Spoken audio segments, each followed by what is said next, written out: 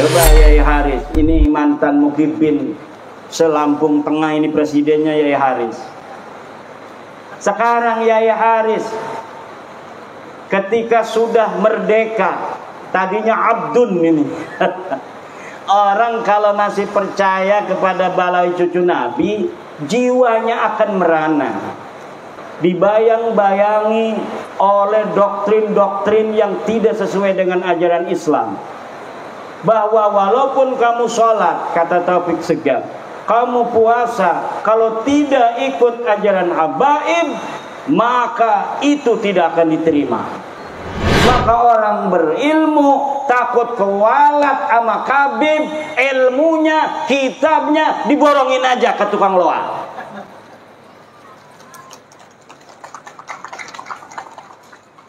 Dia yang harus kewalat kepada kiai, dia yang harus kewalat kepada santri.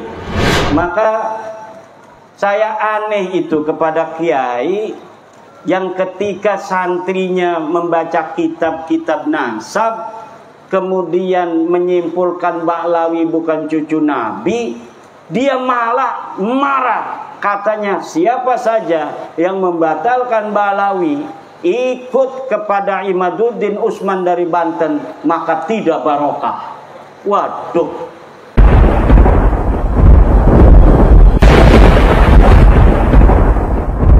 Manhum ulul albab, siapa ulul albab? Alladzina yastami'una al-qawla fayattabi'una ahsana. Orang-orang yang mendengarkan pendapat-pendapat orang, fayattabi'una ahsana, maka yang akan diikuti oleh dia hanya yang baik-baik saja. Pendapat boleh banyak, tetapi yang harus kita ikuti adalah pendapat yang al-ahsan. Ma huwa al-ahsan? Al-ahsan laisa bihasan. Baik saja tapi tidak ahsan. Kalau ulul albab, maka dia akan mengikuti pendapat yang ahsan, yaitu qaulun lahu dalil, pendapat yang ada dalilnya. Pendapat yang tidak ada dalilnya matruk, harus ditinggal. Ini baru ulul albab. Alladzina yastami'una al-qawla fayattabi'una ahsana. Apa saja kita boleh dengar di YouTube, pendapat tentang apa saja, tetapi yang harus kita ikuti hanya satu, yaitu ahsana. Apa itu? Yang lahu dalil, yang ada dalilnya. Anu eueuh dalilan ulah diturutan. Ngerti teh ya? Anu teu aya dalilna diturutan. Sing ora ana dalile, kiai itu dituruti. Ini adalah orang-orang yang akan tersesat. Orang-orang yang tersesat adalah anak-anak pramuka yang lagi mencari jejak. Ada petunjuk ke kiri, dia ke kanan. Ada petunjuk ke kanan, dia ke kiri. Makanya guru-guru kita ngajarin kitab kuning, itu semua santri harus pegang kitabnya. Untuk apa? Agar dia itu bisa untuk menguji dalilnya. Kalau ngaji orang tua begini, ceramah kan nggak bisa langsung menguji. Apa betul yang dikatakan oleh penceramah ini? Jangan-jangan yang dikatakannya tidak sesuai dalil. Tapi santri diajarkan, kalau dia ngaji, dia harus punya kitabnya. Ketika dia melihat kitabnya, gurunya akan menyesatkan, maka tidak bisa. Karena dia tahu bahwa di kitabnya bukan seperti itu. Begini juga tentang segala hal yang dari masa lalu diyakini sebuah kebenaran. Ketika dalil itu telah nyata, maka yang tidak punya dalil harus ditinggalkan. Apa saja? Imam Asy-Syafi'i radhiyallahu anhu mengatakan, idza shahhal hadisu wa huwa madhhabi. Kalau sahih sebuah hadis, maka dia adalah madhabku. Karena bisa jadi Imam Syafi'i yang hidupnya 204 Hijriah, ketika itu ada para sahabat-sahabat Nabi yang berhijrah ke Habasyah, yang berhijrah ke Maroko, yang berhijrah ke Yaman. Kemudian Imam Syafi'i tidak mendapatkan hadis itu karena beliau tinggal di Madinah, kemudian pindah ke Irak, kemudian pindah ke Mesir. Bisa jadi ada hadis-hadis dari sahabat yang didapatkan dari Rasulullah, tetapi Imam Syafi'i belum mendapatkannya. Maka ketika masa Imam Syafi'i masih hidup, Imam Syafi'i wanti-wanti, idza shahhal hadisu fa huwa madhhabi. Kalaulah sahih kalian menemukan sebuah hadis, maka itu adalah madhabku. Makanya murid-murid Imam Asy-Syafi'i, Imam Buaiti, Imam Muzani, cucu-cucu muridnya Imam Nawawi, Imam Rafi'i, Ibnu Hajar, Imam Al-Ghazali, itu kadang-kadang mukhalifun lisyafi'i fi aqwalin liwujudi dalilin mukhalifin li imamihim. Mereka kemudian berbeda dengan imamnya, yaitu Imam Syafi'i, karena menemukan dalil yang berbeda dengan pendapat Imam Syafi'i. Ini yang diajarkan oleh ulama kita. Ini yang diajarkan oleh Imam Al-Ghazali. Lihat Imam Al-Ghazali bagaimana di Ihya beliau berbicara tentang ma'ul musta'mal. Lihat Ibnu Hajar, Imam Nawawi, betapa banyak kaul-kaul Ibnu Hajar, Imam Nawawi, Imam Rafi'i yang mukhalifan liqaulil Imam Syafi'i. Tetapi kemudian kita hari ini mutaakhirin menganggap itu adalah tetap pendapat daripada Imam Syafi'i. Kenapa? Karena Imam Ghazali, Imam Ibnu Hajar, Imam Rafi'i, Imam Nawawi bisa untuk mengkaji, mengetahui bahwa ini yang benar dan ini yang kurang benar, itu dari metodologi yang diajarkan oleh Imam Syafi'i. Tapi karena instrumennya pada masa Imam Syafi'i ini belum lengkap, akhirnya yang menemukan instrumennya, hadisnya adalah cucu-cucu muridnya. Begitu pula Imam Ahmad bin Hanbal. Kata Imam Ahmad bin Hanbal, la tuqalidni wa la tuqallid Malikan wa la tuqallid Syafi'iyan wa la tuqallid Sufyan as-Sawri, ta'allam kama ta'allamna. Jangan engkau taklid padaku, jangan engkau taklid pada Imam Malik, jangan engkau taklid pada Imam Syafi'i, jangan engkau taklid pada Sufyan as-Sawri, tetapi ta'allam kama ta'allamna, belajarlah seperti aku belajar, belajarlah seperti kami belajar. Ini ajaran Imam Ahmad bin Hanbal. Maka ketika anak-anak murid daripada Imam Malik balagha darajata Malikin fil fiqhi, maka para murid Imam Malik mendirikan madhab sendiri. Imam Maliknya nggak marah, Kiai Parman, senang punya murid pinter. Begitu pula kenal Abu Hasan al-Asy'ari. Abu Hasan al-Asy'ari ini pendiri, peletak dasar ahli sunnah wal jamaah. Dia murid siapa? Dia orang Mu'tazilah. Muridnya Imam Al-Jubai yang juga Mu'tazilah. Tapi Imam Al-Jubai ketika mendengar Abu Hasan al-Asy'ari ini berbeda dengan dirinya, beliau ini pun merasa bangga. Imam Al-Jubai dari Mu'tazilah memiliki murid pendiri madhab ahli sunnah wal jamaah Abu Hasan al-Asy'ari. Begitu pula Wasil bin Atha, pendiri Mu'tazilah.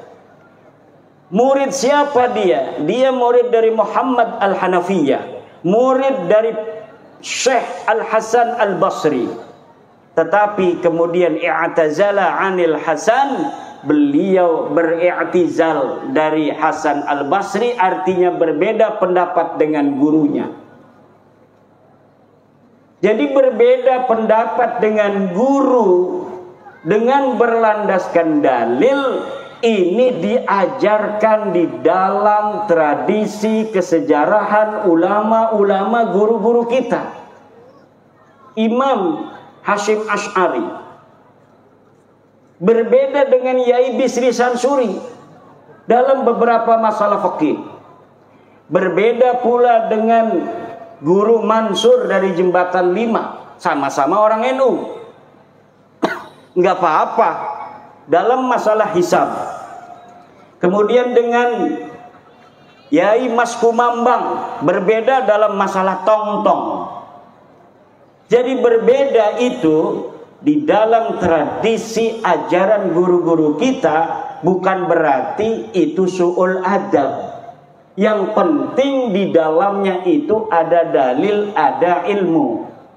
Maka saya mengarang sebuah syair sholawat tawasul untuk Wali Songo. Di bait yang terakhir saya katakan, ya Rabbi bil khalil iftah kulla talibina waj'alhumu khairam minna wa khairal umami.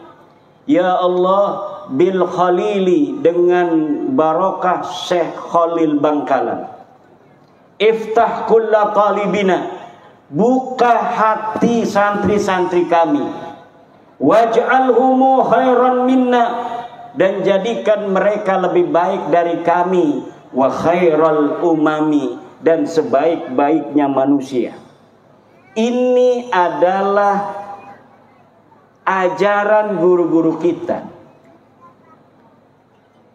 Dan sebenarnya bapak-bapak, sekarang ini kan ada orang-orang yang berpendapat berbeda dengan gurunya dalam masalah fikih misalnya.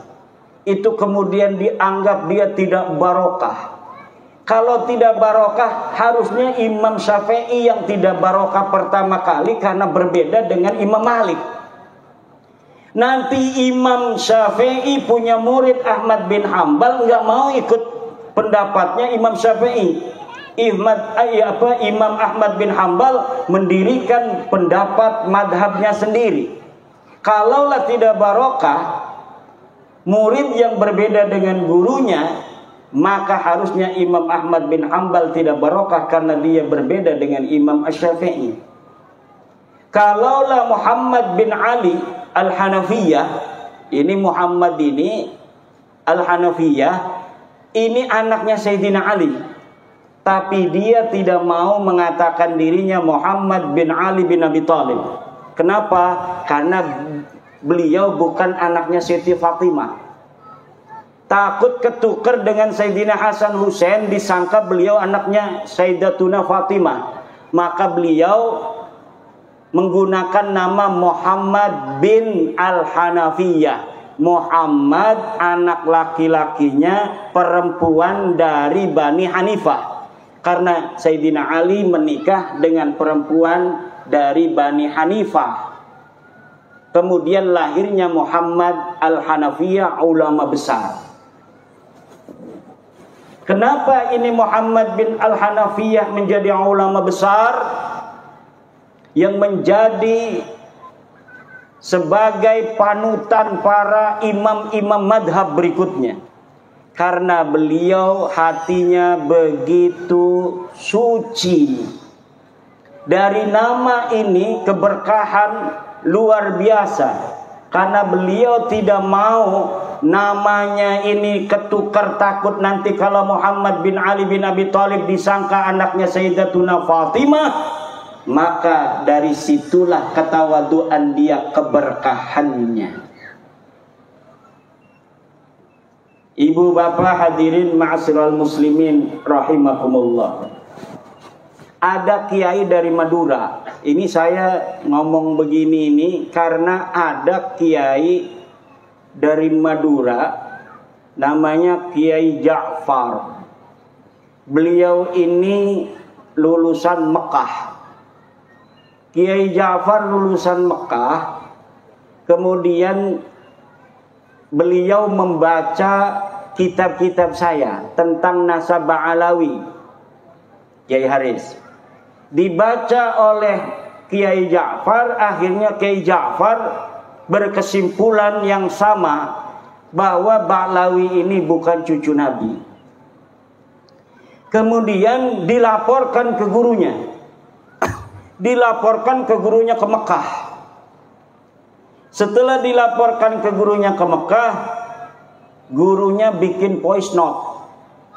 Setelah bikin voice note, beliau bikin lagi voice note bahwa nanti akan saya buktikan sendiri bahwa betul-betul Ba'lawi ini bukan cucu Nabi. Ada lagi Yai Nur di Jawa Tengah, kiai yang murid-muridnya mendukung saya kemudian dimarahin.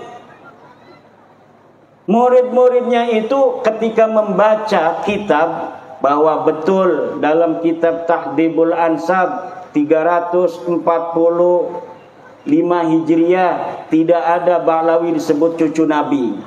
Betul tahun 370 di dalam kitab Muntaqilatut Talibiyah tidak ada Ba'lawi disebut cucu Nabi.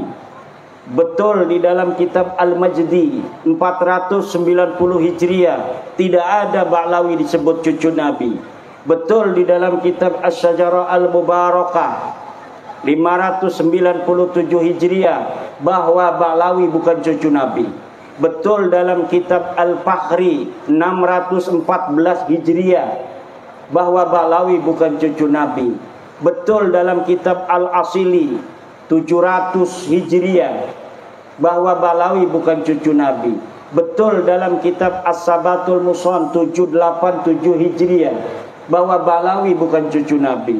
Betul dalam kitab Umdatut Talib Al-Kubra karya Ibnu Inabah 828 Hijriah bahwa Ba'lawi bukan cucu Nabi.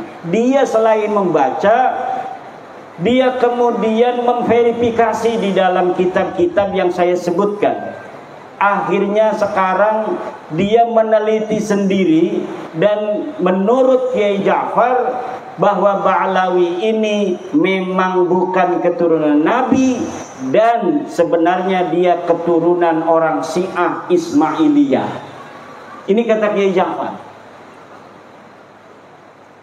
Kiai-kiai yang lain juga di Jawa Tengah itu, Yai Nur Khatib, pengurus-pengurus NU, Syuriah NU, itu pengurus-pengurus PWI di Jawa Tengah yang sekarang ini sudah qat'iyan, sudah betul-betul hakul yakin bahwa Ba'lawi ini bukanlah daripada keturunan baginda Nabi besar Muhammad sallallahu alaihi wasallam. Itu pengurus-pengurus Syuriah PCNU. Jadi sekarang ini sebenarnya sudah kita tidak usah membicarakan tentang Ba'lawi bukan cucu Nabi apa cucu Nabi, karena ini sudah intasyara bainan nas. Bukunya Yai Nur Khatib sudah saya susun bahasa Indonesia 690 halaman. Di situ lengkap dalil-dalilnya. Saya sampai bosen Kiai Suparman suruh ngomong nasab belulu. Karena hampir 3 tahun. Kenapa? Sebenarnya masyarakat ini sudah pada yakin Ba'lawi ini bukan cucu Nabi. Sudah pada yakin semua. Kok masih ada yang bela? Nah, yang bela itu tinggal nunggu kecewa sedikit. Kecewa sedikit aja motornya dipinjam kemudian dijual, baru dia yakin ini betul kamu bukan cucu Nabi. Kalau misalnya dia minjem motor, motornya nggak dikembalin. Kemarin ada juga itu di mana itu di Madura, Khabib nyolong motor, pakai sarung lagi nyolong motornya. Nah, kata orang-orang yang membela, Kiai, bukankah keturunan Nabi itu tidak maksum? Betul tidak maksum. Kalau misalnya tidak maksum, berarti nggak usah ngomong-ngomong masalah akhlak, masalah kelakuan dari orang yang mengaku keturunan Nabi. Karena memang yang namanya manusia itu bisa berbuat dosa. Betul. Tapi kalau keturunan kiai saja banyaknya jadi kiai, masa iya keturunan Nabi akhlaknya sama sekali tidak mencontoh Nabi, bahkan 180 derajat berbeda dengan baginda Nabi besar Muhammad sallallahu alaihi wasallam. Nabi ngomong jangan nyuri, nyuri.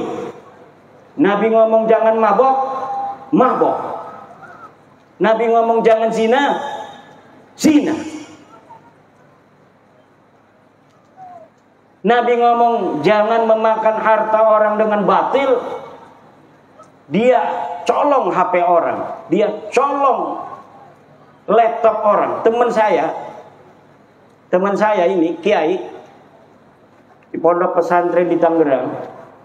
Dia kalau ada tamu, kan orang namanya kiai ada tamu itu dihormati. Kebetulan di mejanya ini ada laptop sama HP. Ini si Khabib ini masuk, ya so ngomong begana begini, minta duit, masuk ke kamar kan mau ngambil duit.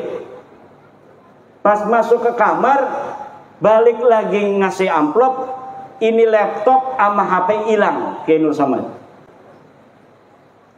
Wah, HP saya sama laptop kemana? Enggak ada, dari tadi enggak ada laptop sama HP. Wah, saya naruh di sini katanya. Nah, untung dia rumahnya pakai CCTV. Akhirnya dia masuk ke ruang CCTV, dia lihat, ya benar dia orangnya yang nyuri itu HP dengan laptop. Ini yang terjadi. Ini sebelum bab nasab ini ya ini. Alhamdulillah setelah bab nasab ini menyebar ke seantero Nusantara, orang-orang yang dari Balawi yang dawir-dawir begini ini sudah tidak mendapat tempat. Sekarang siapa kiai-kiai kita sudah paham. Dia nakut-nakutin dengan kualat, enggak takut sekarang kiainya. Karena dia memang lebih mulia. Lah orang berilmu itu kemuliaannya nas Kiai Suparman, jangan takut.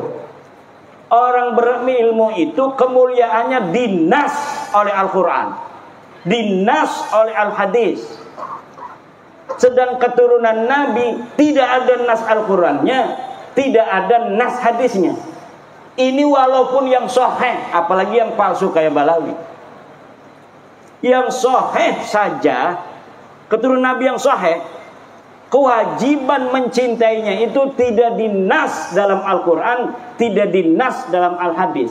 Adanya dalam qaul ulama seperti Sayyidi Syekh Abdul Wahab Asy'arani di dalam kitab-kitab tasawufnya. Tapi kalau kita cari dalilnya, di mana iya Syekh Abdul Wahab Asy'arani istidlalnya, ayatnya mana, hadisnya mana, tidak ada mustanadnya. Tidak ada sandarannya. Tapi kalau ulama, kemuliaan ulama dinas oleh Al-Quran. Yarfa'illahu alladhina amanu minkum walladhina utul ilma darajat. Syahidallahu annahu la ilaha illa huwa wal malaikatu wa ulul ilmi. Itu dinas oleh Al-Quran kemuliaan daripada orang berilmu. Maka orang berilmu takut kewalat sama Khabib, ilmunya, kitabnya diborongin aja ke tukang loa.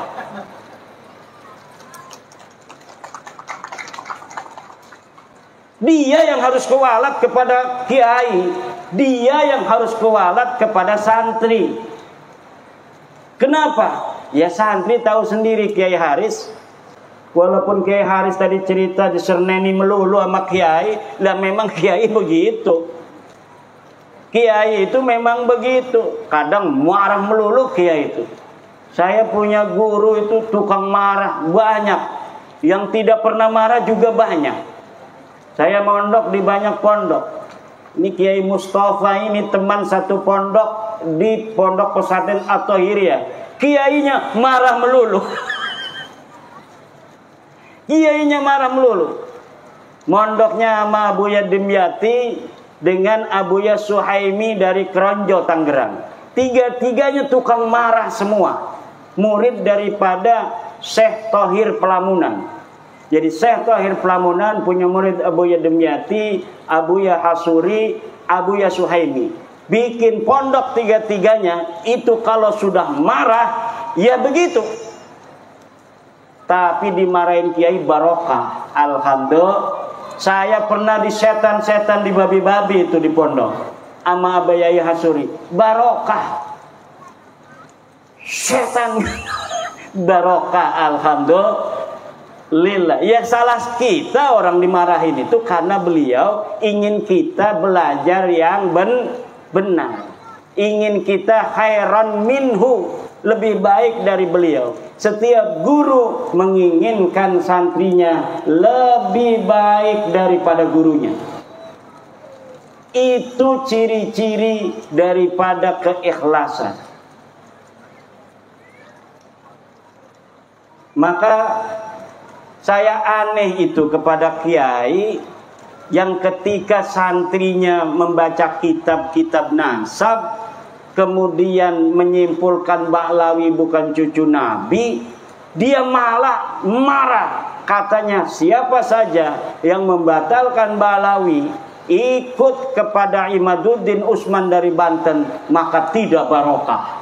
Waduh, ini apa namanya ini bukan ajaran dari para ulama. Ajaran ulama itu ajaran ulul albab. Ulul albab itu Yai Haris. Kalau Yai Haris aman, kiainya sama. Kiainya luar biasa sampai datang kemari. Ulul albab itu alladzina yastami'unal qawla fayattabi'una ahsana.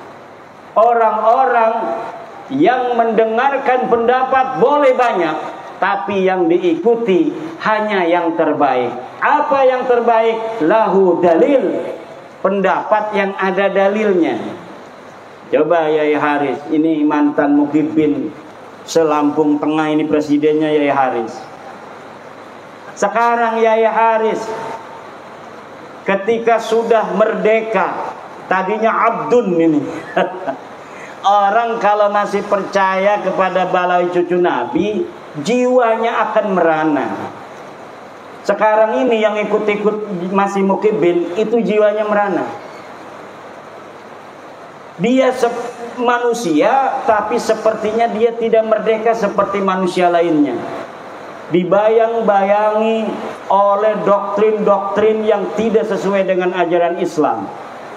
Bahwa walaupun kamu sholat, kata Taufik Segaf, kamu puasa, kalau tidak ikut ajaran habaib, maka itu tidak akan diterima. Nah ini dari mana itu ajaran itu? Tidak ada ajarannya apa? Bahwa santri-santri kalau kamu sudah pinter, jangan merasa kamu lebih mulia dari Habib. Enggak ada ajarannya. Tidak ada ajaran dalam Islam manusia lebih mulia dari orang lain berdasarkan karena keturunan. Tidak ada. Bu, tidak ada manusia lebih mulia dari orang lain berdasar keturunan dalam ajaran Islam. Dalam ajaran Islam, inna akramakum indallahi atqakum. Sesungguhnya yang paling mulia adalah orang yang paling bertakwa. Nih, dari kiai-kiai ini salat rawatibnya kan ada yang qabliyah asar 2 rakaat, ada yang 4. Nah, yang 4 ini yang akram karena dia lebih banyak pekerjaannya.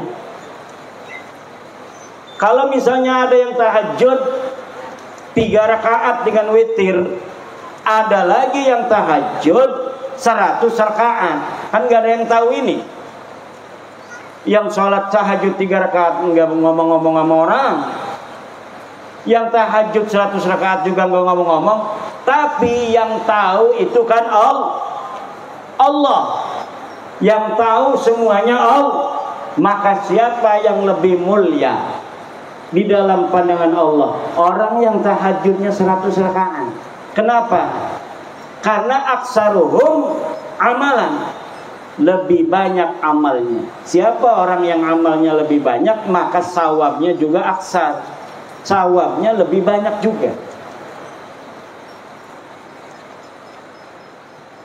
Nah, sekarang ini kita sedang memerdekakan PWI ini, Kiai Haris Lampung Tengah bagian timur.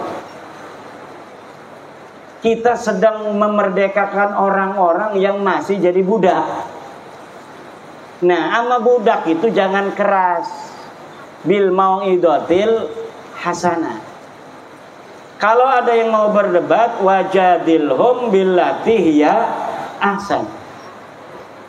Saya itu kalau berdebat dengan orang, ya tidak pernah marah-marah.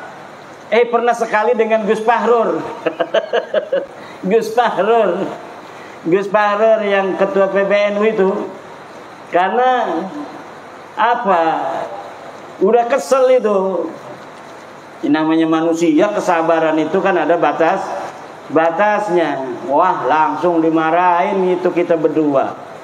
Katanya orang-orang NU debat di depan orang, marah-marahan begitu. Ya itu sendiri tudulan. Ya kalau ketemu di PBNU mah ya biasa. Ya salam-salaman. Itu mah karena lagi kesel aja. Ibu bapak hadirin ma'asyiral muslimin rahimakumullah. Saya ini agak ngeliang ini Kiai.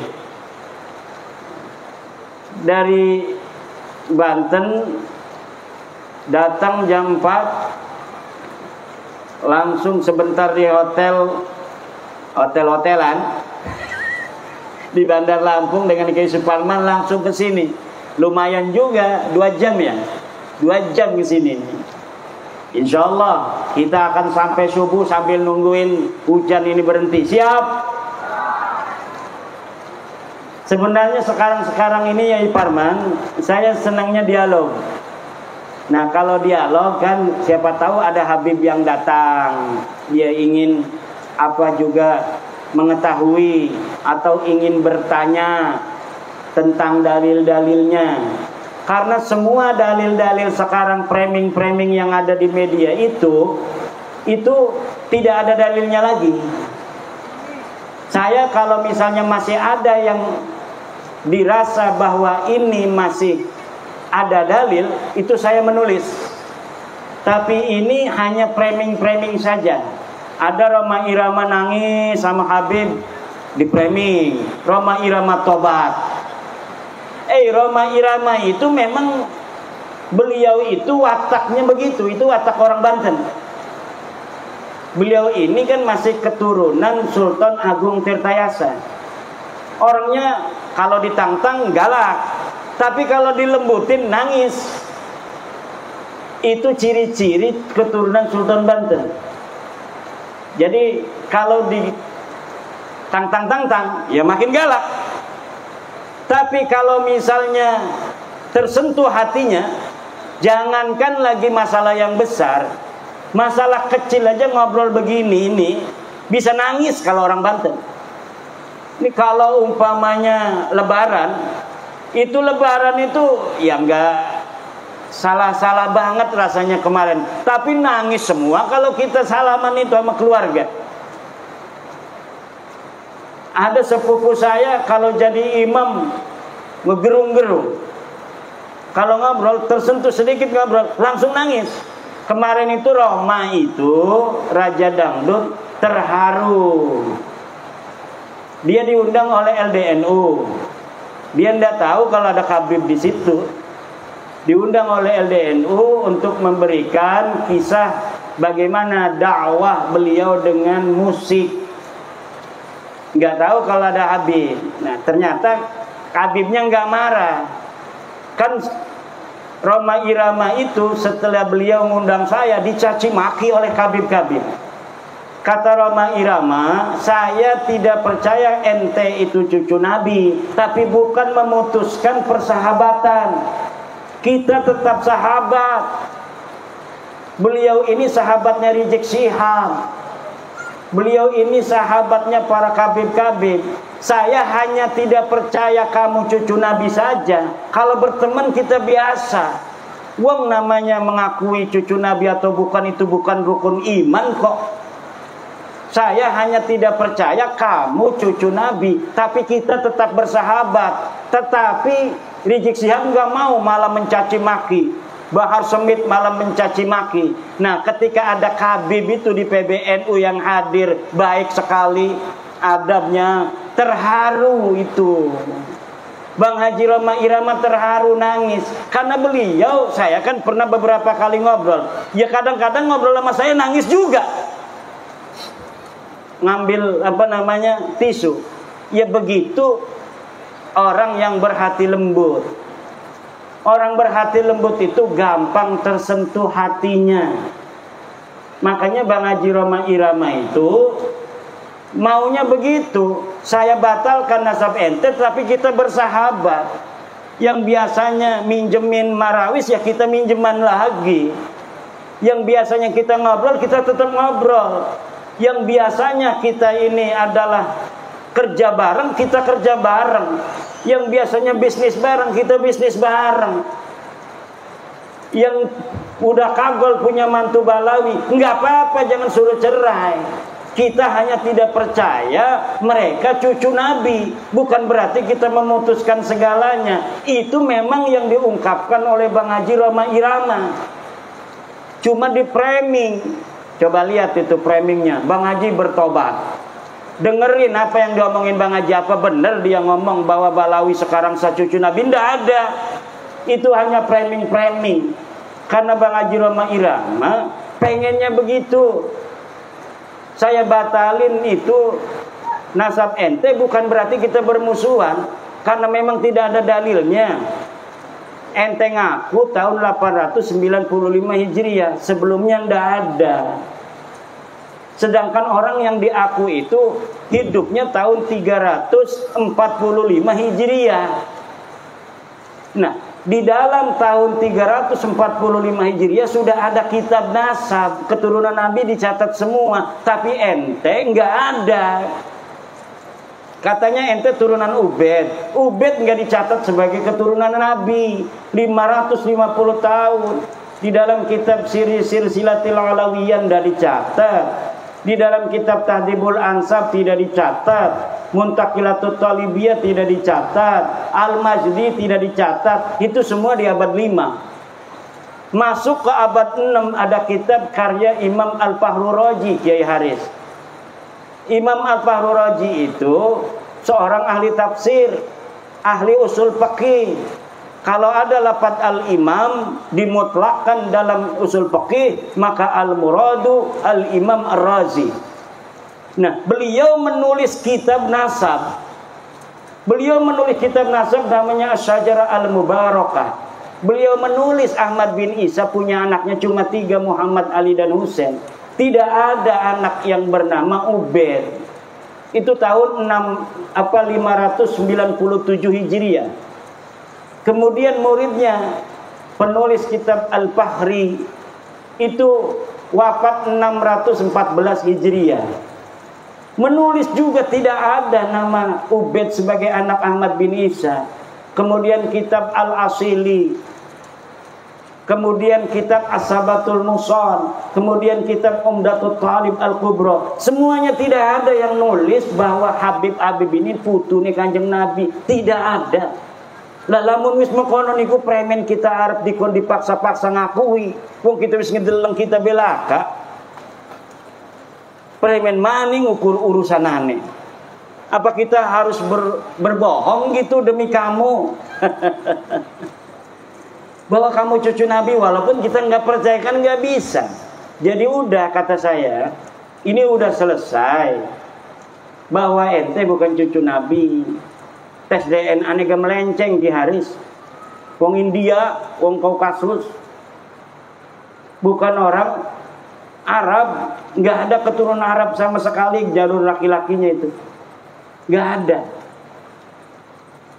Maka sudah beres saja biasa. Ayo kita bareng-bareng lagi. Yang biasanya datang tuh ke rumah saya jual minyak wangi, silakan.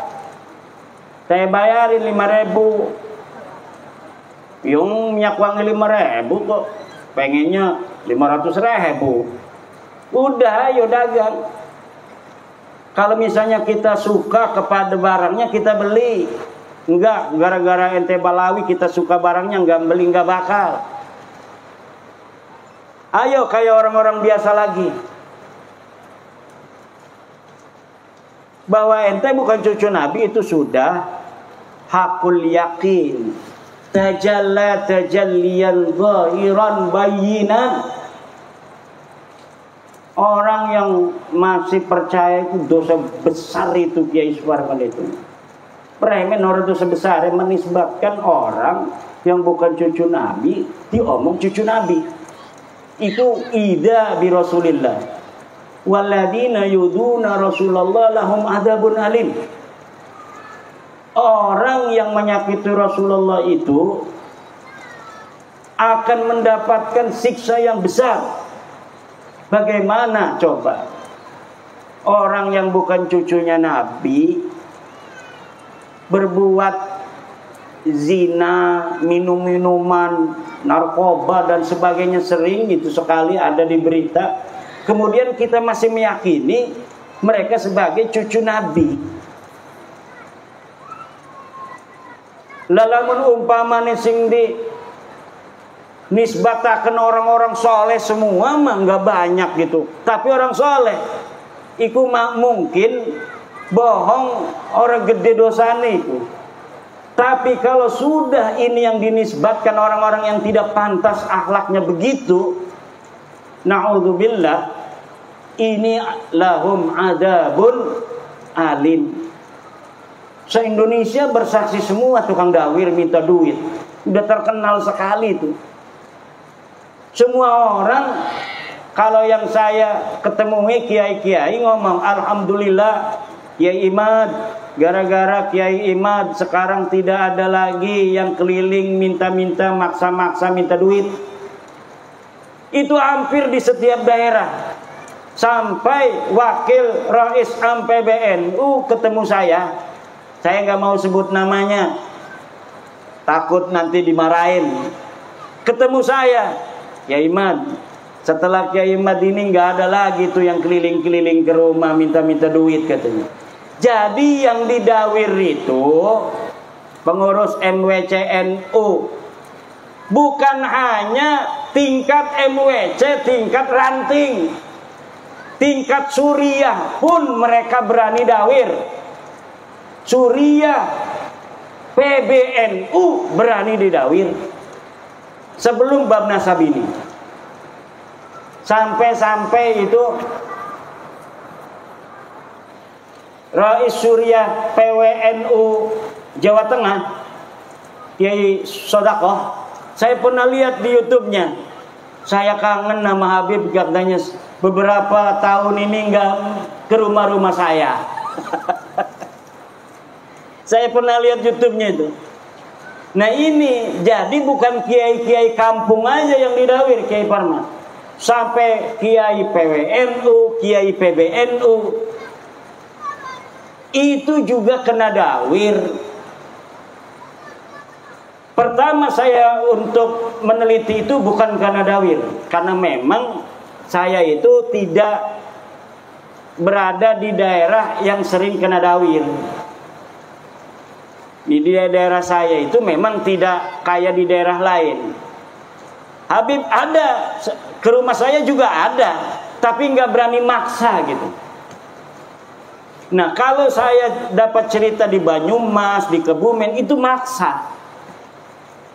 Makanya kiai-kiai cerita. Nah, saya itu meneliti nasab mereka bukan karena dawirnya, tapi karena kesombongan akhlaknya kepada kiai-kiai kampung, kepada kiai-kiai Nusantara. Ini yang membuat saya kemudian meneliti nasab mereka, dan ternyata sudah jelas bahwa mereka bukan keturunan baginda Nabi besar Muhammad sallallahu alaihi wasallam. Yai, udah setengah 12, ke Bandar Lampung 2 jam. Besok kita ada acara lagi yang mau ikut dialog. Nah, kalau dialog itu nanti tanya jawab. Kalau tanya jawab enak kan? Ada, biasanya bukan hanya bertanya itu Kiai, ada yang curhat. Makanya nanti direkam itu yang curhat-curhat, untuk pembelajaran bagi masyarakat luas, bahwa inilah yang terjadi selama ini yang tidak diketahui mungkin oleh pemerintah. Kami adalah Laskar Sabilillah, pecinta Wali Songo dan para anbiya, pewaris peradaban Islam di Nusantara, hingga berkibar bangsa Indonesia.